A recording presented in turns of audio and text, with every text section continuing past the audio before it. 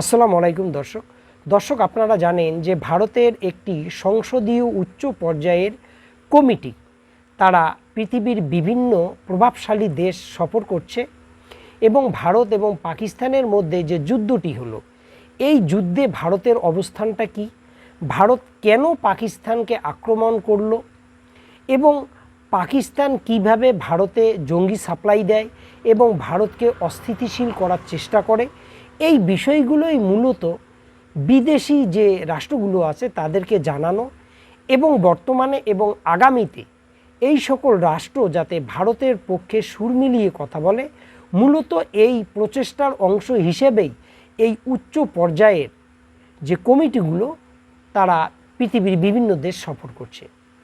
তো দর্শক, অপরদিকে পাকিস্তানও ভারতকে দেখেই হোক বা নিজেরাই স্বতঃস্ফূর্তভাবেই হোক তারাও একটি উচ্চ পর্যায়ের কমিটি তৈরি করেছে, যে কমিটিতে আছেন পাকিস্তানের সাবেক বিদেশমন্ত্রী বিলওয়াল ভুট্টো, তারপরে প্রাক্তন কিছু সচিব, তারপরে বিভিন্ন পর্যায়ের যারা বিদেশে বিভিন্ন সময়ে কাজ করেছেন এবং মার্কিন ঘেঁষা যারা, তাদেরকে নিয়ে একটা কমিটি করে তারাও বিভিন্ন দেশ সফর করছেন। তো ঘটনাচক্রে শশী থারুরের নেতৃত্বে ভারতীয় প্রতিনিধি দল যখন মার্কিন যুক্তরাষ্ট্রে অবস্থান করছে, ঠিক একই সময়ে বিলওয়াল ভুট্টো এবং তার সঙ্গে যে উচ্চ পর্যায়ের যে প্রতিনিধি দল তারাও একই সময়ে মার্কিন যুক্তরাষ্ট্রে অবস্থান করছে। তো দর্শক, ভারতের বক্তব্য ভারত বলবে, আবার পাকিস্তানের বক্তব্য তারাও বলবে। তো পাকিস্তানের যে অভিযোগগুলো ভারতের বিরুদ্ধে সেটাও মোটামুটি ভারতেরই মতো। কী অভিযোগ? যে ভারত পাকিস্তানকে অস্থিতিশীল করার চেষ্টা করছে। আপনারা জানেন পাকিস্তানে ইতিমধ্যে মাঝে মাঝেই কিন্তু জঙ্গি হামলা হচ্ছে, পাকিস্তানের সেনাদেরকে লক্ষ্য করে বিভিন্ন ধরনের আক্রমণ শানাচ্ছে বালোচ বিদ্রোহীরা। তো এই বালোচ বিদ্রোহীরা যখনই পাকিস্তানে সেনাদের উপর আক্রমণ করছে বা বিভিন্ন জায়গায় জঙ্গি হামলা করছে, তখন পাকিস্তানের পক্ষ থেকেও কিন্তু ভারতকে দোষারোপ করা হচ্ছে এবং এই বালোচ বিদ্রোহীদের পিছনে উস্কানিদাতা হিসেবে ভারতকে অভিযুক্ত করা হচ্ছে। তো দর্শক, বিষয়টা হচ্ছে ভারতের অভিযোগ পাকিস্তানের বিরুদ্ধে আর পাকিস্তানের অভিযোগ হচ্ছে ভারতের বিরুদ্ধে। তো এই যে কাশ্মীর সমস্যা, এই কাশ্মীরের পহেলগামে যে জঙ্গি হামলাটা হলো, এটাকে কেন্দ্র করেই দুটো দেশ কিন্তু যুদ্ধে জড়িয়ে পড়ল এবং দুটো দেশ যখন পুরোপুরি যুদ্ধে লিপ্ত এবং এমন একটা পর্যায়ে যে দুটো দেশ যুদ্ধবিরতি কারো পক্ষেই কিন্তু এটা বলা মুশকিল হয়ে গেল যে যুদ্ধবিরতিতে তারা রাজি হয়েছে। যুদ্ধবিরতিতে এই দুটো দেশ তখনই গেল যখন মার্কিন প্রশাসন এই দুটো দেশকে যুদ্ধবিরতিতে নিয়ে আসলো। অন্তত ডোনাল্ড ট্রাম্পের বক্তব্য থেকে এটা স্পষ্ট হয়েছে যে তিনি বাধ্য করেছেন ভারত এবং পাকিস্তানকে যুদ্ধবিরতিতে আসতে। এবার বিষয় হচ্ছে, যদিও ভারতের অবস্থানটা আলাদা, কিন্তু এই যে মধ্যস্থতার মাধ্যমে দুটো দেশ যুদ্ধবিরতিতে আসলো, এইটাই যদি আমরা ধরে নেই, তাহলে বিষয়টা হচ্ছে স্বাধীনতার প্রায় 70 বছর চলে গেল, এখনও এই দুটো দেশ কাশ্মীরকে নিয়ে আর কতগুলো যুদ্ধে জড়িয়ে পড়বে। আজকে এই যে কাশ্মীর সমস্যা, এটার প্রকৃত সমাধান কেন ভারত এবং পাকিস্তান দুটো দেশ বসে আজও করতে পারল না? যে সকল দেশ এই কাশ্মীর সমস্যাটাকে জিইয়ে রেখে নিজের আধিপত্য এখনও পৃথিবীতে কায়েম করে রেখেছে, যে পশ্চিমে বিশ্ব, সেই পশ্চিমে বিশ্বের কাছেই আমরা বারবার নালিশ জানাচ্ছি যে ভারতের এই দোষ, আবার ভারত বলবে পাকিস্তানের এই দোষ।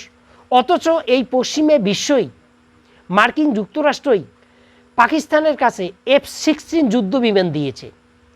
আবার ভারতের কাছেও তারা অস্ত্র বিক্রি করে এবং অস্ত্র বিক্রি করতে চায়, পাকিস্তানকেও বিভিন্ন সমশস্ত্র তারা দেয়। আবার তারাই যুদ্ধ বিরতির কথা বলে। মানে বিষয়টা এমন যে দুটো দেশ যুদ্ধে জড়িয়ে পড়বে আর তারা এসে দাদাগিরি দেখিয়ে দুটো দেশকে শান্ত করবে, আবার দুটো দেশের কাছে অস্ত্র বিক্রি করে এখানে অস্ত্র প্রতিযোগিতাও তৈরি করবে। তো দর্শক, এই যে এতদিনেও দুটো দেশ এই সমস্যার সমাধান করতে পারল না, বিগত দিনেও এই দুটো দেশ যুদ্ধে জড়িয়ে পড়েছিল, তাহলে ভারত এবং পাকিস্তানের যারা জনগণ তাদের তো এই দাবি এখন তোলাটা সময়ের একটা দাবি যে কেন রাজনীতিবিদরা এই কাশ্মীর সমস্যাটাকে এখনও সমাধান করতে পারল না।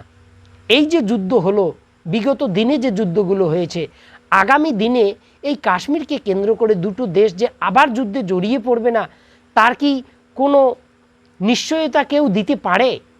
দুটো পরমাণু শক্তিধর দেশ ফুল স্কেলে যদি যুদ্ধে জড়িয়ে পড়ে আগামীতে, এবং ভারত এবং পাকিস্তানের জনগণ এটার বিরুদ্ধে যদি সোচ্চার না হয়ে এই সমস্যা সমাধানের ক্ষেত্রে যদি সরকারকে চাপ না দেয়, তাহলে দুটো দেশ আগামীতে ভয়াবহ যুদ্ধে জড়িয়ে পড়বে এবং এক্ষেত্রে দুটো দেশে কিন্তু ব্যাপকভাবে ক্ষতিগ্রস্ত হবে। বরং এই সমস্যার সমাধান না করে দুটো দেশের যারা রাজনৈতিক ব্যক্তিত্ব তারা এই কাশ্মীরটাকে দেখিয়ে নিজ নিজ দেশে রাজনীতির যে ফায়দা সেটা লোটার চেষ্টা করছে।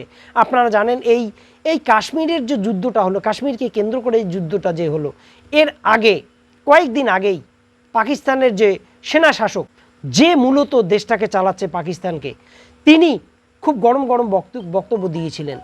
এই যুদ্ধের পরে এই পহেলগামকে কেন্দ্র করে যে সিন্দুর যে অপারেশনটা ভারত সরকার চালালো, সেটা নিয়ে ভারতের বর্তমান যে বিজেপি সরকার, তারা এখন সিন্দুরকে বিক্রি করা শুরু করে রাজনৈতিক ফায়দা তোলার চেষ্টা করছে।